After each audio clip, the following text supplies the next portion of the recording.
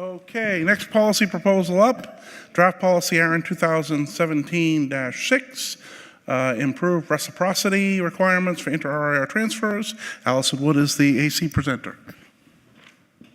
So green makes it go and red makes it stop. Green goes forward. Okay. When you hit it, you'll see the light light up, which means you know they heard the press. Got it. Hello, everyone. I'm Allison Wood, ARIN AC, and this is draft policy 2017-6, improve reciprocity requirements for inter-RIR transfers. All right, so the current policy states that inter-RIR transfers be reciprocal. A loophole in that policy is that the RIRs which have NIRs or a two-hop process can circumvent that requirement. And we heard a little bit about that in the previous conversation. So the policy statement will add conditions to 8.4 that the recipient RIR must not permit transfers to other RIRs or national internet registries whose policies do not support bidirectional transfers. All right, so we sent this off to legal, and the first two parts of the review are already in the NRPM, so we're good there. But the third one states that the RIR must have an active policy that prevents them from conducting transfers with other RIRs and NIRs. They do not themselves have a bidirectional policy that allows for inter-RIR transfers. All right, so that would be a new addition to the NRPM. And currently, we do allow inter-RIR transfers to APNIC and RIPE NCC. So if we do implement this policy, we would no longer allow inter-RIR transfers to APNIC or RIPE NCC.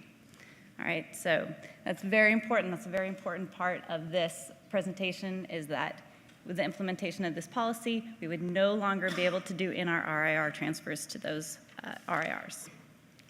All right.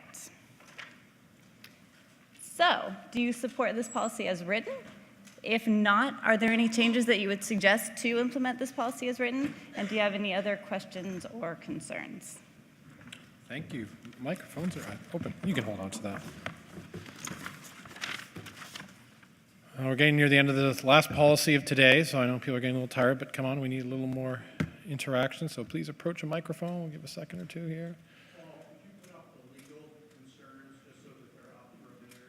Absolutely. Allison will happily put that up.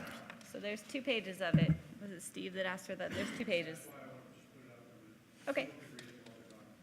Perfect. So move it at the end of for our microphone. Chris Woodfield, Salesforce, ARIN AC. Unless I'm missing something, this policy would result in no possible RIR transfer from ARIN to any other region until the other RIRs change their policies. Am I reading this correctly? That is correct, Chris. Thank you. Do you have? Are you for, against, or you just wanted that as a clarity? Against. Against. Based on that clarification. Okay, that's great. Middle microphone, please. It's great, the clarification. Owned not that you're along, against it. ARIN AC, Akamai, and author of the policy.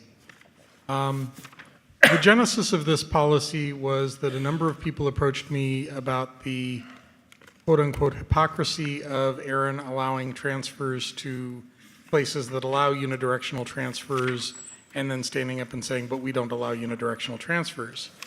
And I said, well, yeah, the community should probably have a discussion about that. So I put in the policy. Now that we've had the discussion on the mailing list and everybody hates it, and I'm not overly fond of it myself, I think it's time to kill this. And so I encourage you to encourage the AC to abandon this proposal. So you are against this proposal? That you wrote, yes. All right. With that, far microphone, do you want to follow that? Kevin Bloomberg, The Wire. I'm going to agree with Owen. Yes, I would like to see this policy abandoned. There's nothing in it that I support. There's one key point that really worries me. Well, there's 2 actually. One, the idea that there could be a 6, 12, 18-month window where there is absolutely no transfers between APNIC, RIPE, and ARIN is not acceptable in any way, shape, or form. The second part to this is we've had further discussions where on other topics where ARIN signs an RSA with a party, they have that relationship. Their customers are not part of that relationship. And this delves deeply into the inter-RIR policy today is between us and the other RIRs. And when we start forcing requirements of what those RIRs are doing beyond that relationship, it gets very murky, and that we should not be doing that. Thank you. Thank you. Middle microphone. Kathy Aronson. I just wanted to, so that it could happen more than once in a policy discussion, I agree with Owen. And I think this is just needs to go away. But I thought, you know, when are we going to have the chance for a bunch of us to say it? Anyway. Would anyone like, I would encourage, if you are in favor of this proposal, to approach a mic, because we would love to hear both sides, but we will go to the far microphone, or this closed microphone. Wael Tahir from Maxtel Holding, and I'm totally opposed this bill because it's restricting the movement of IP4 between ARIN and anywhere else. Thank you. Okay, thank you. Opposed. Same microphone again, please. Rudy Daniel, the Caribbean. On the PPML, I actually supported this policy, but having listened to some clarifications on the issue about AP, NIC, and RIPE, I definitely do not support it. Okay, thank you. I'm out of microphone speakers, so if you do not approach a microphone very quickly, we will close the microphones. We will close the microphones at the end of John once again. Just to be clear, Kevin Bloomberg and the prior speaker both asked, this would effectively shut down transfers. To be clear, it would shut down transfers from ARIN. We would still have the ability to have transfers into ARIN the way these policies are written. I'm not sure, you know, I want to be neutral, but I don't think that's going to change their opinion on the proposal. Any remote participation? All right, we are closing the microphones at the end of Jason's comments, so. Jason Schiller, Google. I don't support this. But if we did want to move forward with something like this, we could certainly delay the implementation. It's certainly going to take 6 months for the implementation to happen here. We could push it out further to give other regions time to adjust their policies. That being said, I'm not advocating for this proposal. I think really this is a state sovereignty issue, and it's really about countries that are requiring IP space to be used with ISPs run by those state interests being held by a certain registry. And I think that's really the issue here. It's not whether we can transfer space in and out.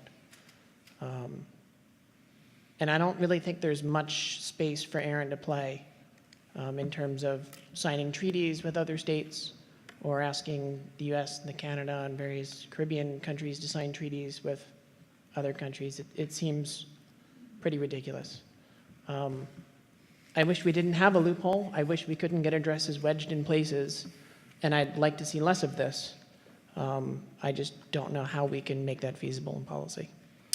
Thank you. So the microphones have closed and there's nobody adding. I'll just double check remote participation since there's a bit of delay sometimes, I know.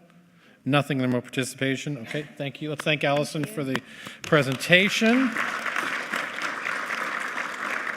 And it is true that there is a timetable for implementation that's almost put as immediate, but that is something that can be done. Not that I'm advocating that, but pointing out that Jason is correct there. So yes, if you decide that you would like to potentially give some feedback, perhaps you didn't feel comfortable coming saying you're supportive or not, Allison Wood and David Huberman are your people. Catch them at the break or during the social nights. And with that, that ends our policies for today. John, what's next?